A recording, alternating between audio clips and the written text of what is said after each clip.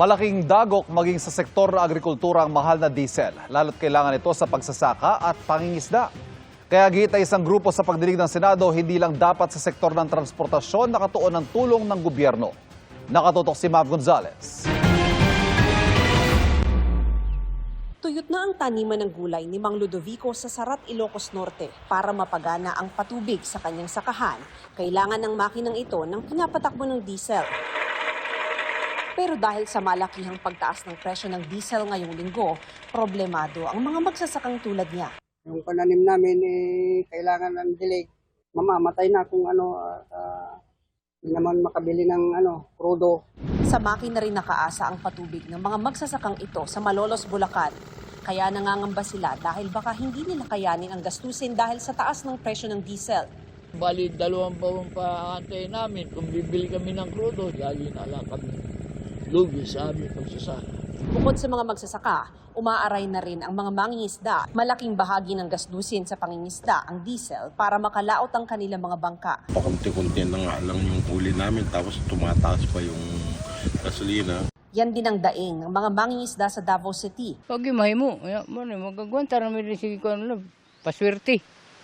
Makakuwag dili wa pod ugnaan. Dawaton gyapon ugnaa.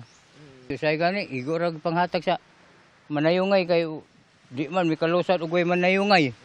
Sa isang malit na mangingisda na papalaot siya using 40 to 50 liters per ikot niya o per ikot niya sa karagatan, yung 500 ina-absorb niya.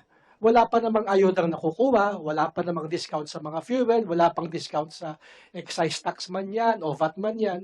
Ang diskarte na lang daw ng mga mangingisda sa Iloilo City. Imbes pa dasig, pinahinay na lang anay kasi kuan ka man nga magkini-kini ang makaon mo sa mga gatong mo. Imbes nga gadali ka kisate kuan ka man nga mo lang na bawion mo lang sa temprano kapag malakat kay ti para nga makapahinahinay. Kaya sa pagdinig ng Senate Committee on Agriculture, ipinunto na hindi lang dapat sa sektor ng transportasyon nakatuon ng tulong. Nakafocus tayo sa transport, sa mga jeepney driver, tricycle driver, pero mas kawawa yung mangingisda kasi dagdag sa gasto sa produksyon niya yun. Ina-absorb niya ang sarili.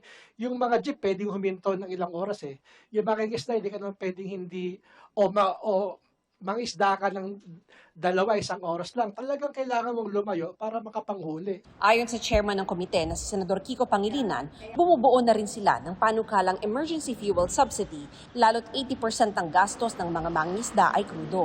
Pero giit ni Pangilinan, kulang ang 3,000 pisong fuel subsidy. Kulang talaga. Pero baka yung 3,000 na yun, hindi pa tumataas ang presyo ng krudo nun. Exactly, opo. Edi karampot na lang yun. Paliwanag ng Bureau of Fisheries and Aquatic Resources o BFAR, kulang kasi talaga ang budget nila. Kaya maliit at para sa mga mangingisda sa 5th class municipalities lang ang ayuda. Our target po is 150 to 200,000 boats. So if we will times 3,000, Your Honor, it's 400 million something po. So that's why 3,000 yung kinap-up natin. But if in case that there will be an augmentation of our budget, then definitely, Your Honor, we can add it to, raise it to 5,000. May request na raw ng karagdagang pondo ang BFAR para sa fuel subsidy.